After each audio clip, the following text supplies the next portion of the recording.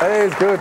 Good work, Jess Harris. Now, our next guest used to do a show right here in this very studio. He then finished his degree and went on to be a geography teacher in Bendigo. No, not really. He hosts a show on Network 10. It's titled, funnily enough, Rove. This is Rove McManus.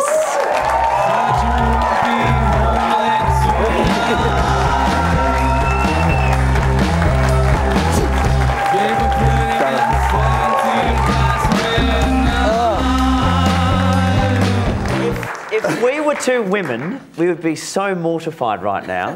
But guys turn up and another guy's wearing the same thing and they go, cool, I wore the right outfit. Yeah. Sweet ass, we're going to head out tonight. Now, I was a bit late, I'm sorry, because there was a bit of panic because I was meant to be here before and I wasn't. And I got caught during the commercial break in the toilet.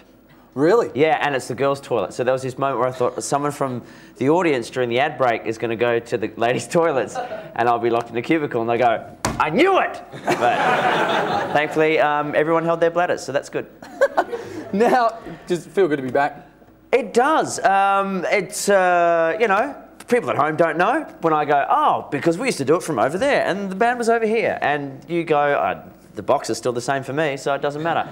But yeah, it's great to be back, and there's even some of the same crew, which is depressing. They just keep failing. That's true. Yeah. It's not pretty.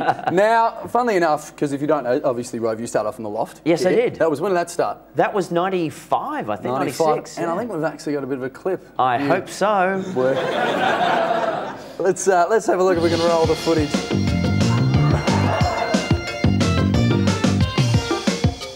And I don't know if we've heard about this, but the Spice Girls have been approached by the Walt Disney Company to make a cartoon.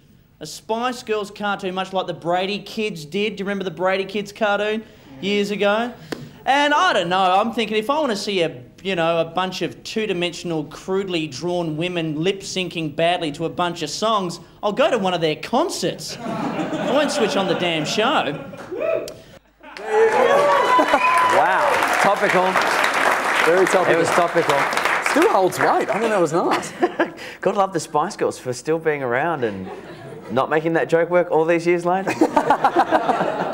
What was it like when you had it? Because we were talking about it. You had John Brumby on, and I've had John Brumby on. Yeah, well, when he was on, I was interested to see whether, you know, it would come up. It actually took me back to when he was on. He was only treasurer at the time, yeah. So, now you've got him, ooh, he's Mr. Important Man. But I tried to get him to catch minties in his mouth. And he was just struggling. And I felt so bad for him. I said, oh, well, look, you know, so you don't feel too stupid trying this, I'll do it at the same time. Yeah.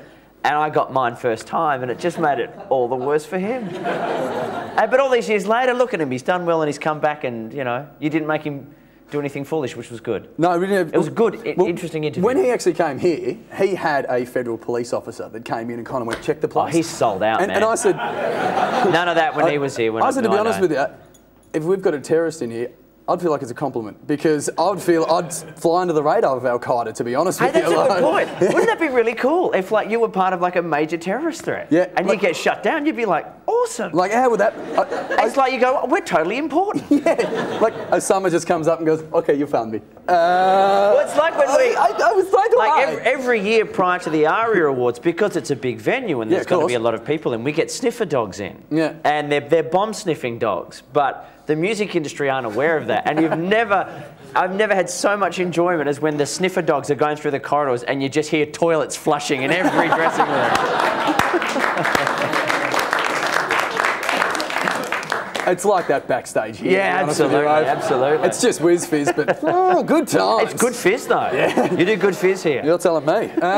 But now, it's been, I actually today watched the interview with you with Jay Leno.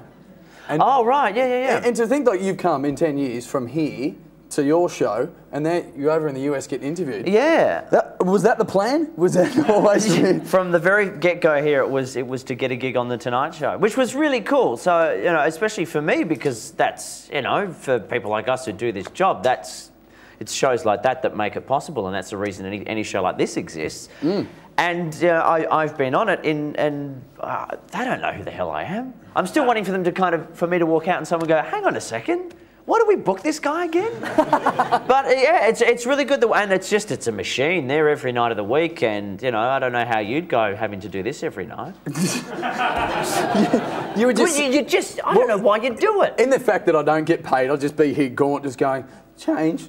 That's what our budget every year when we were doing the loft, yeah. our budget every year was $50, which we had to pay to the makeup lady. We didn't even have a budget, and like we had lights explode, like during a stand-up act, one of the lights exploded. Really? The sound desk blew up on one episode, and we were halfway through the show, and someone walked out onto the set, and I said, like they were just over here talking to me. I said, "What are you doing? Get off!" They said, "No one can hear us."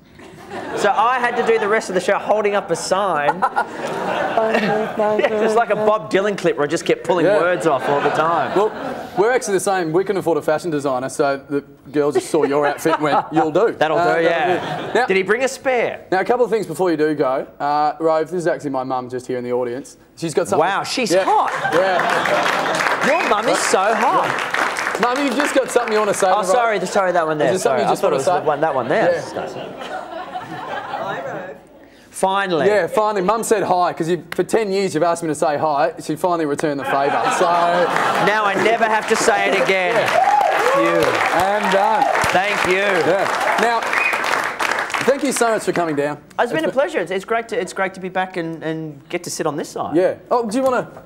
Yeah, just to see what it's like this whole time. Yeah. Oh, God, now I just feel like I'm going to be awkward. And your chair's really hot. Yeah. Well... Am I going to get pregnant now? Yeah. I can tell you, Rove, at the Antennas, the 31 Awards, it was crazy. Did you?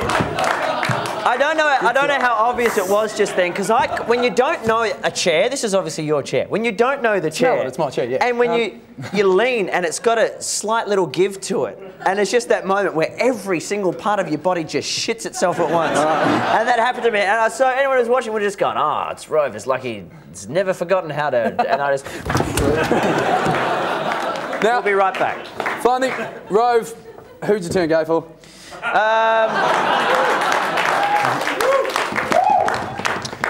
Would you like it to be you? Yes. At the moment, I reckon I'd turn gay for Barack Obama. Really? Yeah. Oh, there's something about him. There's something about him. Yes, we can. Anyway, I was really doing the motion and everything. But we've got to go, unfortunately. That's all right. But, guys, thank Rove McManus for coming down to the show. We'll be right back after the break to Studio Regular Fox Time and some highlights from the season. You're watching Studio A. Thank you.